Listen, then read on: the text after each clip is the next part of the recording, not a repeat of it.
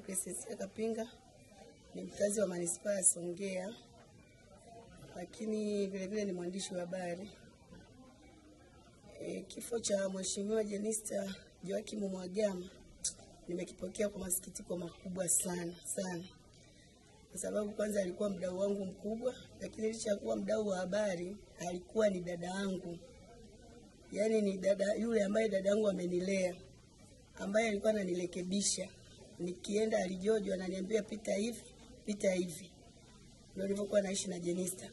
Hata juzi kushinda kwa jana, yaani kwa maana ya Jumanne kushinda kwa Jumatano, tukawa tunachati kwenye WhatsApp.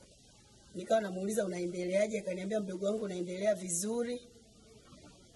Kilichobaki ni kutoa tu POP. Nikamwambia basi Mungu ni mwema, akazana kusali. Akaniambia hata hivyo nilienda asubuhi kanisani. Nikamwambia Mungu ni mwema. Kwa hiyo leo ndo asubuhi sijachati naye, lakini kwenye majira ya saa 2 saa 3 nikapigiwa simu. Una taarifa gani? Nikaambiwa kuhusu nini, ndo wakaniambia. Nikasema hapana. Ikabidi nimpigie mheshimiwa mwenyewe, simu iliita bila majibu. Nikampigia mtoto wake wa kwanza Victor, simu iliita bila majibu. Ikabidi nirudi kwa katibu wake. Na yeye akasema anapokea simu nyingi ila hana taarifa. Anafuatilizia. Baadaye nikampigia dereva wake ndo akaniambia ni kweli taarifa ulizosikia ni sahihi. Mheshimiwa amefariki. Niko majina naitwa sana. Naitwa Mwalimu Juma Nyumayo na ni mkazi wa Songea mkoa wa Ruvuma. Jimbo langu mimi ni la Peramiho ambako anatoka Jenista Mhagama. Tumepata kwa mshtuko mkubwa msiba huu, na kwamba kila mmoja alikuwa anamuogopa mwenzake kumwambia kwamba kweli Jenista mfariki. Lakini kwa kuwa ni masuala ya Mungu, basi tumeyapokea. Lakini tunalipokea kwa maumivu makubwa. Na Jenista sisi tutamkumbuka na tutaendelea kuishi maono yake. Jenista alikuwa mshiriki mzuri masuala ya kijamii. Kwa hiyo tulikuwa tunashiriki vizuri masuala ya kijamii.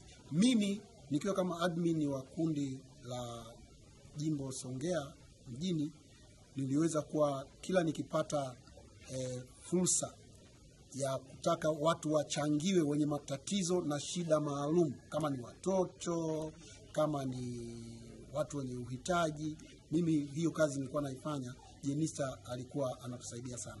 Na isitoshe hata jana nimeambiwa na dada mmoja kwamba jana hii kabla hajafa amechangia shida ya watoto ambao wanaishi mazingira magumu.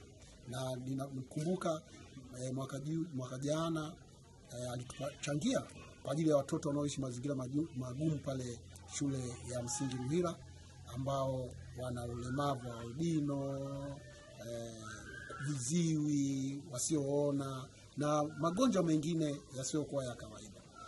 Kwa kweli ni pigo kwetu,